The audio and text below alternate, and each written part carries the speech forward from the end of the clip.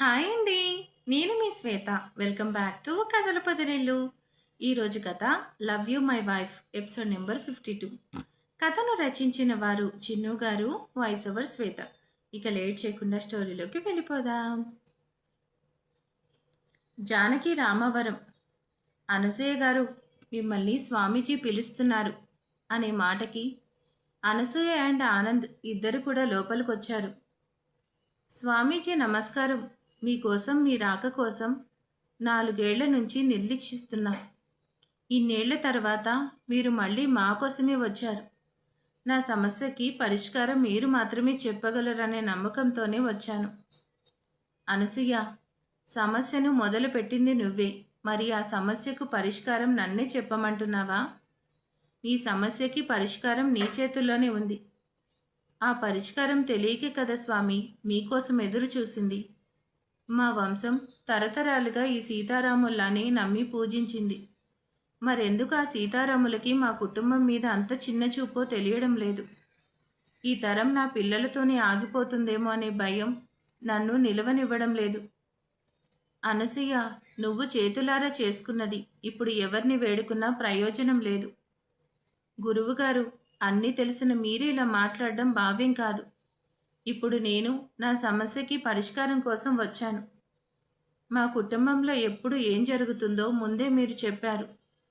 మీరు చెప్పినట్టే అక్షరాల జరిగింది. నా చిన్న కొడుకు జాతకంలో సంతానయోగం లేదన్నట్టే దీపాలి అమ్మ అయ్యి అదృష్టం కోల్పోయింది. రామ జాతకంలో అన్నీ కూడా మీరు చెప్పినట్టే జరిగాయి. 4 ఏళ్ల క్రితం మీరు చెప్పినట్టే రామ ప్రాణగండం నుండి బయటపడ్డాడు.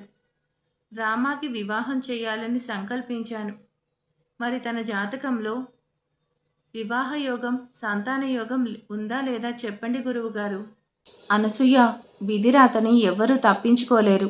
అది నువ్వైనా నేనైనా. నేను ముందే చెప్పాను, రామ జాతకంలో సంతానయోగం ఉంది. గురువర్య, అంటే మా రామాకి వివాహం జరుగుతుంది కదా? ఆనందంగా అడుగుతుంది కదా అని అనసూయ జరగబోయేది ముందే తెలుసుకోవాలనుకోవడం అవివేకం. నువ్వేం చేయాలనుకుంటున్నావో అదే చెయ్యి. కానీ నీ కొడుకు విధిరాతలో ఏదైతే ఉందో అదే జరుగుతుంది అంటూ ధ్యానం చేస్తూ కళ్ళు మూసుకున్నాడు. అనసూయ, గురువుగారు చెప్పారు కదా పద అంటూ అనసూయని తీసుకుని బయటకు వచ్చాడు ఆనంద్. అనసూయ, నువ్విప్పుడు ఏం చేయాలనుకుంటున్నావు? ఆనంద్ గారు, మీరు అన్నీ తెలిసే మళ్ళీ అడుగుతున్నారా? నా నిర్ణయం ముందే చెప్పాను కదా. రామాకి పెళ్లి చేస్తాను. మన రామ జాతకంలో సంతానయోగం ఉందంటే మనకి వారసత్వం ఉన్నట్టే కదా. అంతకంటే ఇంకేం కావాలి?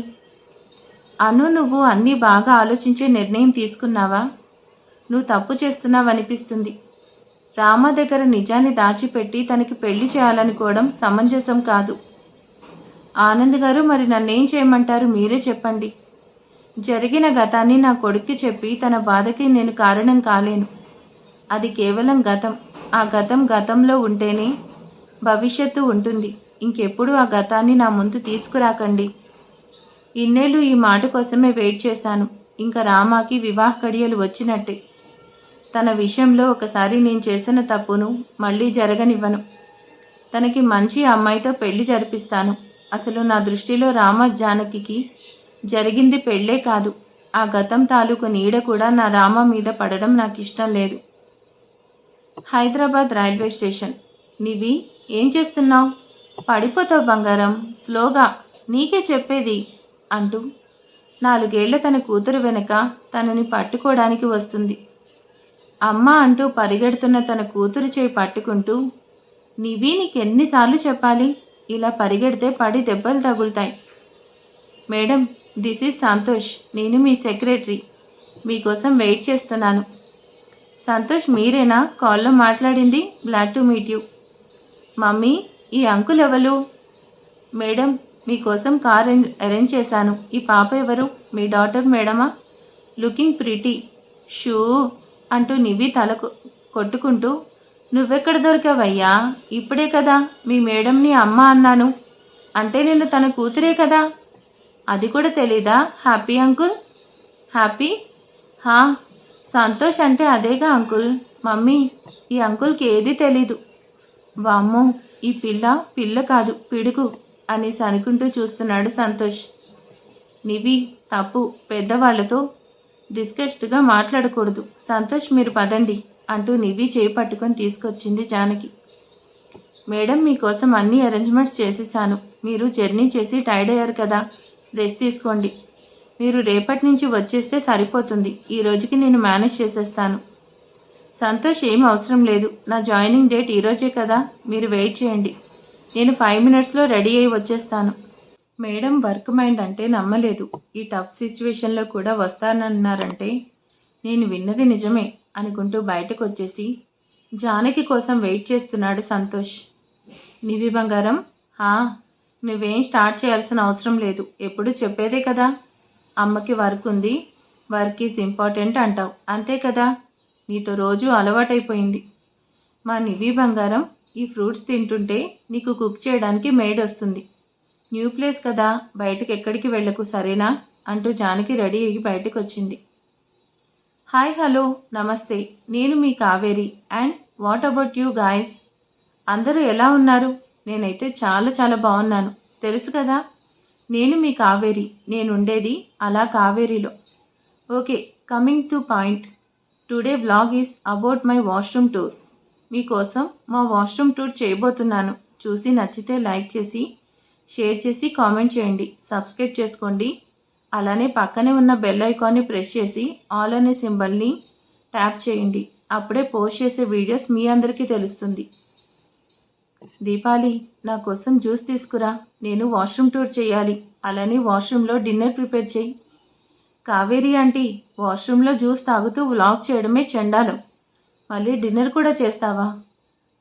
తప్పేంటి దీపాలి?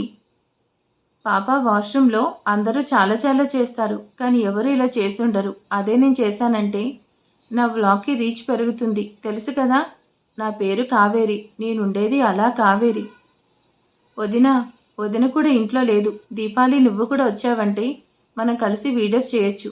షూ ఆంటీ, నీ పిచ్చి నాకు అంటించకండి, ట్రై చేయకండి. నన్నెవ్వరూ అర్థం చేసుకోరు. అదే జానకి ఉండుంటే నాతో కలిసి వీడియోస్ చేసేది, నాతో కలిసి యాక్ట్ చేసేది. జాను ఉన్నప్పుడు నా ఫాలోవర్స్ కూడా బాగా పెరిగిపోయారు, కానీ ఇప్పుడు అలా లేదు. అందుకే మళ్ళీ జాను వస్తే బాగుంటుందనిపిస్తుంది. కావేరి అనే అనసూయ మాటకి డోర్ దగ్గరే నిలబడి కోపంగా చూస్తున్న అనసూయని చూసిన కావేరి టెన్షన్గా చూస్తుంది. కావేరి దగ్గరికి కోపంగా వచ్చిన అనసూయ కావేరి చెంప పగలకొట్టింది. వదినా, కావేరి భయంగా అంటుంది. ఈ అనసూయ మాట అంటే భయం పోయిందా, లేదంటే లెక్క లేదనుకున్నావా? ఈ ఇంట్లో ఉండి అందరికీ చెప్పాను కదా, కానీ నా మాట వినకుండా మళ్ళీ దాని పేరెందుకు వినిపించింది? ఈ ఇంట్లోనే కాదు, మీ ఆలోచనలో కూడా జానకి పేరు రాకూడదు. జన్మలో మళ్ళీ జానకి ప్రస్తావన వచ్చిందంటే మాత్రం నేనేం చేస్తానో నాకే తెలీదు. అత్తయ్య, మీరు ఆవేశపడకండి. ఆంటీ తెలియక మాట్లాడు. మీరు వెళ్ళిన పని ఏమైంది? దీపాలి అవన్నీ తర్వాత. రామ ఇంటికి వచ్చేసాడా? నేను తనని కలవాలి. మామ్ అంటూ అప్పుడే హర్ష లోపలికి వస్తున్నాడు. చిన్నా, నువ్వే వస్తున్నావు, రామ రాలేదు. నువ్వు రామ కలిసి రాలేదా? మామ్, బ్రో ముంబై వెళ్ళాడు. అక్కడ సర్వర్ ప్రాబ్లం వచ్చింది. బ్రో రిటర్న్ అవ్వడానికి 2 డేస్ పడుతుంది. మీకు కాల్ ట్రై చేశాడు, కానీ విలేజ్ కదా, సిగ్నల్ ప్రాబ్లం. వసే కావేరి, నిన్ను సైలెంట్గా ఉండమంటే వినవు కదా. ఇలానే చెల్లమ్మ దగ్గర తిట్లు తింటూనే ఉంటావు. చెల్లమ్మ గురుదేవని కలిసి మాట్లాడావా? రామాకి పెళ్లి చేయాలని నీ సంకల్పం నెరవేరుతుంది అన్నారు కదా. మన రామాకి త్వరలోనే మంచి రోజులు రాబోతున్నాయి. రామాకి కాదు, మన ఇంటికి కూడా రాబోతున్నాయి. మన ఇంట్లో వారసులు అతి త్వరలో అడుగు పెడతారని గురుదేవులు చెప్పారు. అంటే అర్థం మన రామాకి పెళ్లి జరుగుతుందనే కదా. ఈ మాట విన్న తర్వాత నాకు చాలా ఆనందంగా ఉంది. ఈసారి రామ విషయంలో అలాంటి పొరపాటు జరగనివ్వను. మీకు మళ్ళీ చెప్తున్నాను, రామ ముందు మాత్రమే కాదు, రామ లేనప్పుడు కూడా ఆ నీచురాలి ప్రస్తావన రావడం నాకు ఇష్టం లేదు. Mom, please stop it. ఎందుకు ప్రతిసారి వదినని అలా అంటావు? వదిన మనకి ఎప్పుడు మంచే చేసింది, మన ఇంటి మంచే కోరుకుంది. తను దాచిన ఒకే ఒక్క నిజం మీ ముందు తనని చెడ్డదాన్ని చేసింది. అది చేసింది చిన్న మోసం కాదు, దారుణం. నన్ను, నా నమ్మకాన్ని చంపేసింది. అసలు ఆ నిజం దాచిపెట్టి నా రామ జీవితాన్ని నరకం చేసింది. అలాంటి దాన్ని నిన్ను జన్మలోనే కాదు మరే జన్మలోనూ క్షమించలేను. Mom just stop it. వదిన ఇప్పుడు మన మధ్యలో లేదు కదా, అసలు ఉందా లేదో కూడా తెలీదు. అలాంటి తన మీద ఈ ద్వేషం చూపించాల్సిన అవసరం లేదు.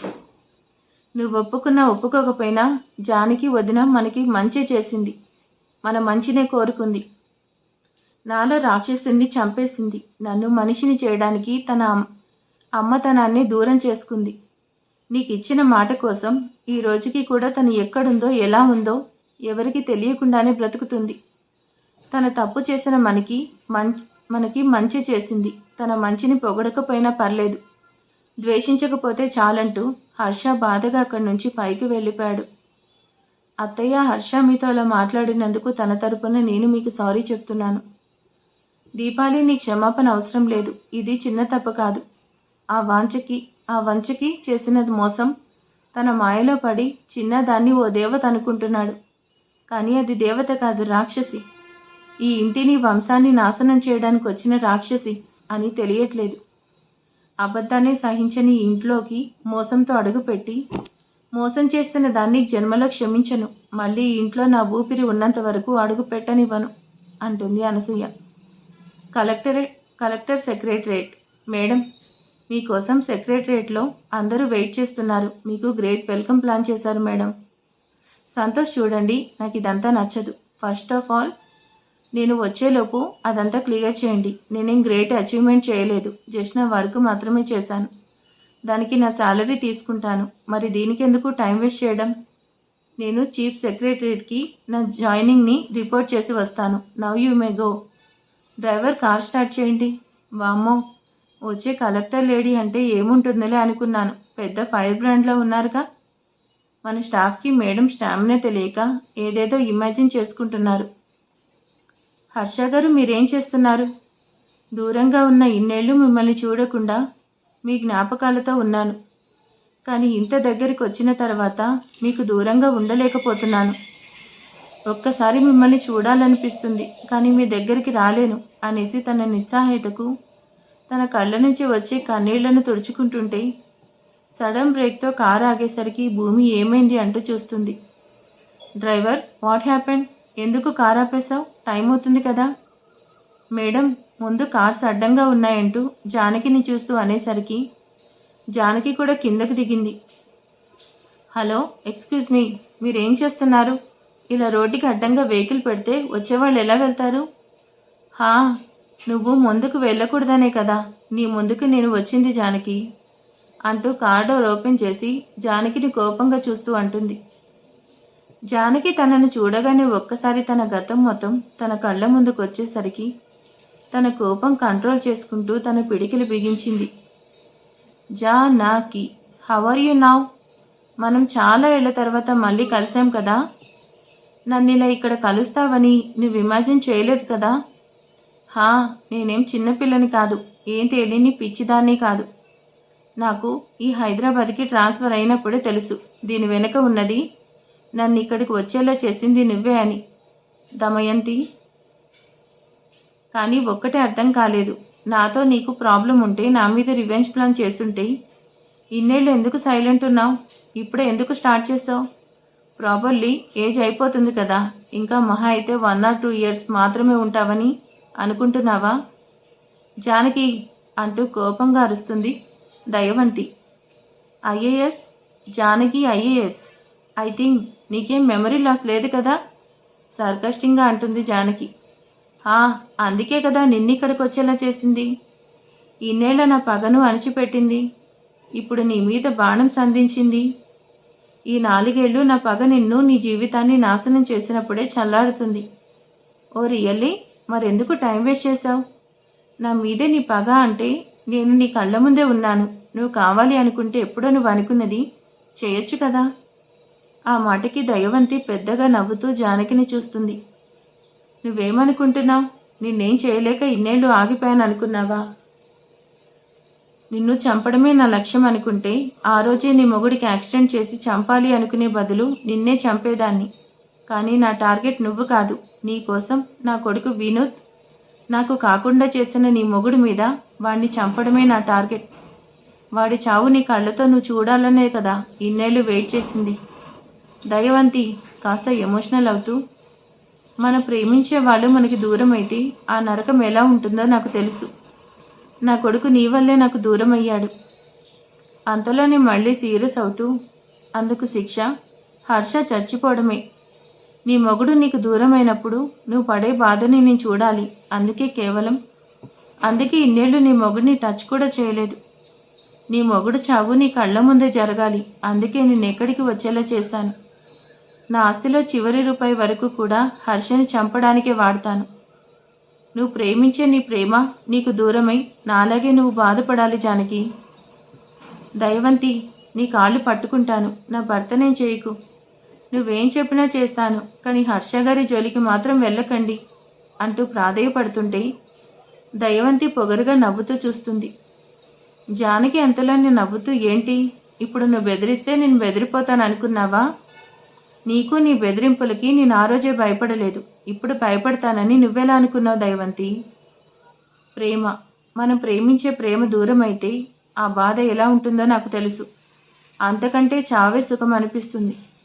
అర్థం లేని నీ ఆవేశంతో నా జీవితాన్ని నాశనం చేశావు దయవంతి. తప్పు నువ్వు చేసి శిక్ష నాకు వేశావు. నన్ను నా భర్తకి శాశ్వతంగా దూరం చేశావు.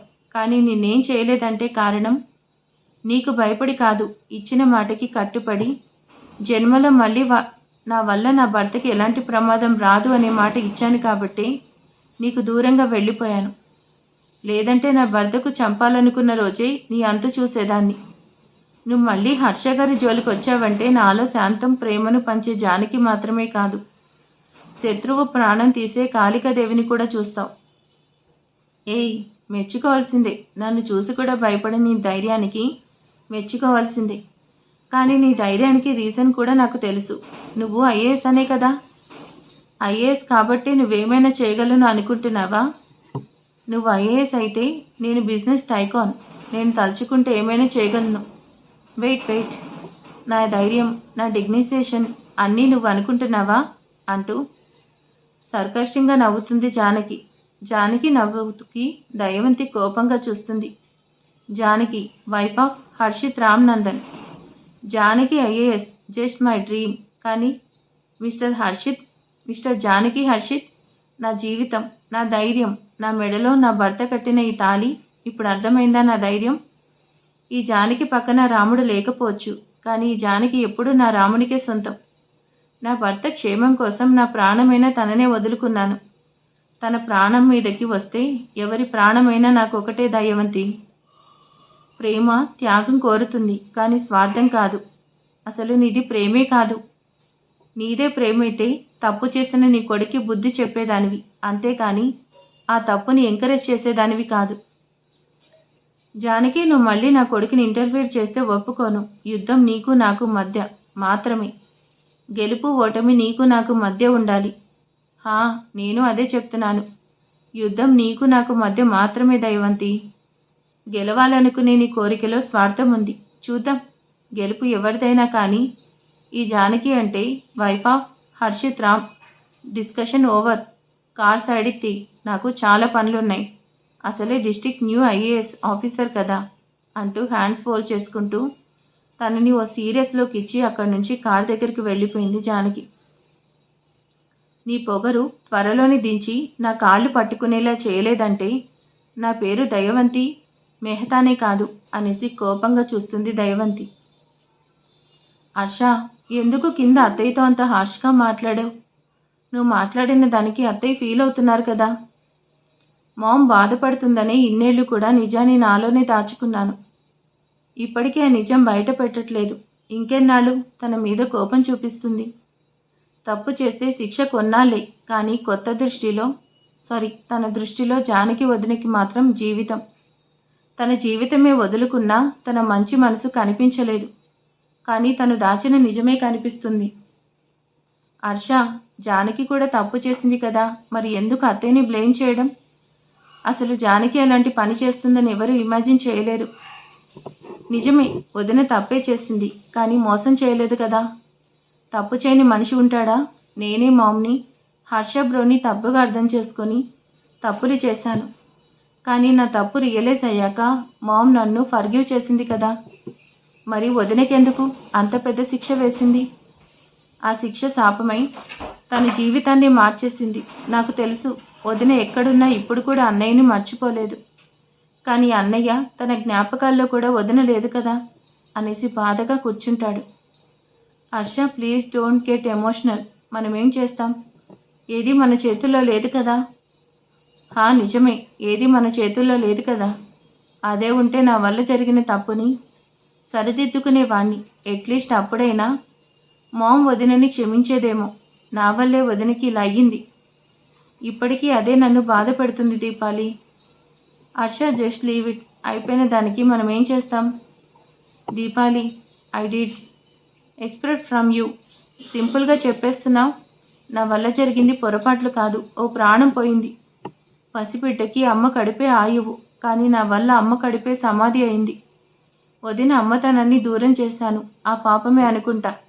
ఎన్నేళ్ళైనా నువ్వు కూడా అమ్మ కాలేకపోయావు దీపాలి. హర్ష, జరిగింది మార్చలేం కదా. అసలు ఆ రోజు జానకి అలా చేయకుండా ఉంటే ఇదంతా జరిగేది కాదు. ఈరోజు ఇలా ఉండేది కాదు. మేబీ తను కూడా మనతోనే ఉండేది. సరే వదిలే, నువ్వు వెళ్ళి ఫ్రెష్ అవ్వు అంటూ హర్షని వాష్రూమ్కి పంపించింది దీపాలి.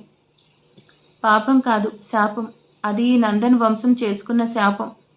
నా ప్రేమను శాశ్వతంగా నాకు కాకుండా చేసిన నందన్ వంశానికి నేను విధించిన శిక్ష. నా ప్రేమను నేను సాధించాలి అనుకుంటే ఆ జానకి నిన్ను నన్ను ఒకటి చేసి గెలిచాను అనుకుంది. తన విషయంలో నేనేం చేయలేకపోయాను. అందుకే నేనేం చేయాలో అదే చేశాను. అందుకోసం నా అమ్మతనాన్ని శాశ్వతంగా చంపుకున్నాను.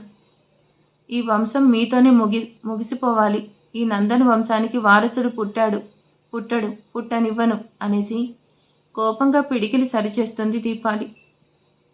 మరి ఇక తర్వాత ఏం జరగబోతుంది ఏంటి అనేది నెక్స్ట్ పార్ట్లో చూద్దాం. Thank you.